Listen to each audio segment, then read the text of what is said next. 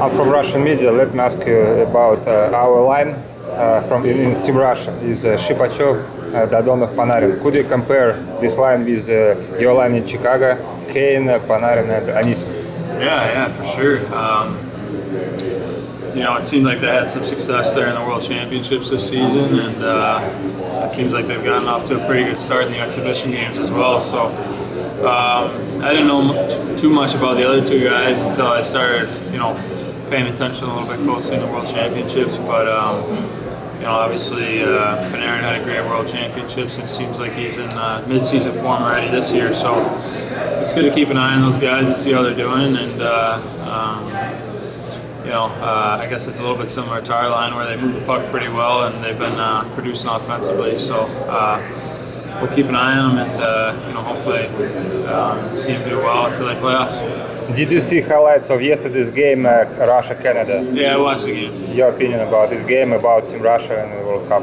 Yeah, they look good. I mean, you know, I thought Canada probably took it to them early on, and then, you know, as the game went on, Russia probably picked up their play and had some chances as well. So, I mean, you look at their roster, so much skill, so much talent, so many fun players to watch play the game. So I've been a big fan of a lot of players on their team for a long time. When you mentioned, you know, Ovechkin and Datsuk and Malkin, guys like that. Now you add it with, you know, some of these young guys coming up, the Kucherovs and Panarin and Tarasenko. I mean, it's a pretty dangerous team. Patrick, you're as passionate about the Olympics as just about anybody. You know the NHL wants this to eventually replace that. What are your thoughts on that? Does this seem like a feasible replacement to that? I don't know if we really thought about a replacement, to be honest with you, but you know, it definitely has that Olympic type of feel, you know, being here at the World Cup, that's for sure. Especially when you mention it's in Toronto, the hockey hotbed, and the mecca of the hockey world. You know, you think of how much media hype and how people are going to pay attention, how there's going to be so much attention on just, you know, whether it's whether you want to say one sport compared to how it is in the Olympics when there's a lot of different sports and events going on. It's going to be exciting to be a hockey player and be here in this tournament. So, I mean, what a great way to start off the season. What a great way to continue international play. Another chance to play for your country. So, I think a lot of us will enjoy it. We'll have fun here, and hopefully for Team USA's sake, we can, you know, pull off a good tournament and end up winning the whole thing. But I think everyone still wants to play in the Olympics, that's for sure. But you know, you add this into it every couple of years, it gets you excited about playing international hockey again. Have you ever played an exhibition? A lot of people are saying that the quality of hockey we're going to see here may be better than, more intense than we'll see in the regular season of the NHL. Yeah. Any feelings about that? You know what? I don't know. I don't know. I just playing those exhibition games the other night. It was very, very intense. It almost kind of brought you back to an Olympic type of feeling again. So, you know, those games are similar to Stanley Cup playoff games. The pace and the speed that is brought in competition in games like that. So, I think it could be even a higher level than the regular season, to be honest with you. And you know, for a lot of us, it's a great way to start the season, kind of.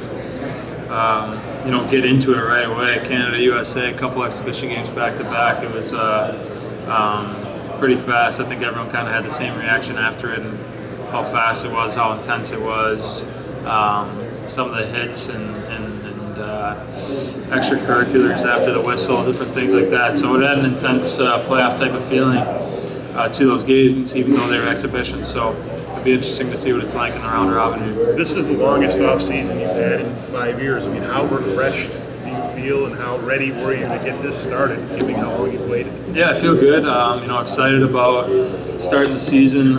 Took a little bit more time away from the rink than I usually would, but did a lot of different things off the ice to get my body right, feeling well. So can't really complain about that. And you know, I think things are starting to come around on the ice too. It's nice that we had a few exhibition games to get ourselves up to speed. feeling ready before this round robin. So excited where things are at. I think I speak for myself, but I can assume that a lot of my teammates feel refreshed and excited about getting the season going as well. So yeah, I mean, you never want to lose out of the first round or have that long off season, but when it actually happens, you got to take advantage of it. You probably knew from the Olympics what those exhibition games might turn into from the U.S.-Canada standpoint. Do you think there were some guys in your team who were surprised how crazy those two games got for exhibitions? Yeah, I think so. I think I'm not really sure what any of us expected, to be honest with you. I don't. I think we were all kind of going in there to feel it out, but there wasn't really much of a feeling out process. It was 100 miles an hour. Everyone was very intense, and both teams were trying to prove that they were better than the other one. So it was a great way to start. I think the second game was probably a little bit slower because of the back-to-back situation, but I'm sure once we play Canada again in that round-robin game, you'll see another intense, physical, fast game. You sneak any looks at Team North America? Yeah, I've watched them a couple times. Pretty fun team to watch, that's for sure. A lot of skill, a lot of speed, and I think they got a lot of people talking about them. I don't know if they were really expected to do as well as they have so far. I know they're exhibition games, but I don't know if really anyone expected them to take it two teams like they have. So it's I think people are starting to wonder if they'll come out of that other bracket now. You basically grown up with Jonathan Toews. Do you see him getting more comfortable in his skin now? He's on social media.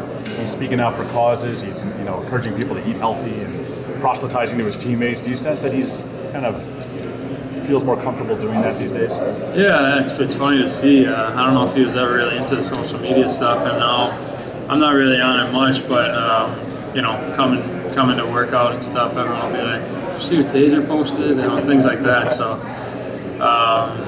it's kind of funny to keep an eye on, but at the same time, he's a smart kid, and like you said, he's kind of grown into his skin, especially as we both have matured here and gotten older. But I think he's always kind of had these certain ideas in the back of his head, and now he's kind of got that platform to put it out to the entire world and speak his mind on certain things that he believes in. Do you eat all that weird stuff he eats?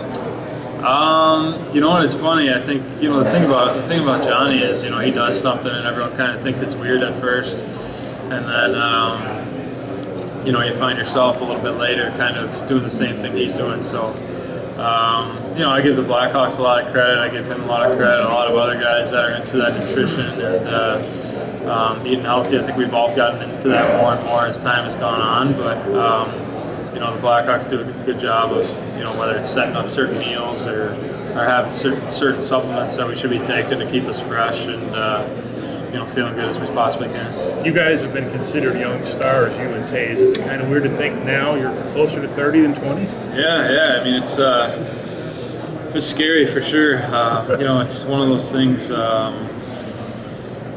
Going into my 10th year in the league, I still feel like I'm a young kid at heart. I still feel like you're still on your front nine here, but at the same time, like you said, you're reaching 30. I'm gonna be 28 this year later on, so it's amazing how time flies by.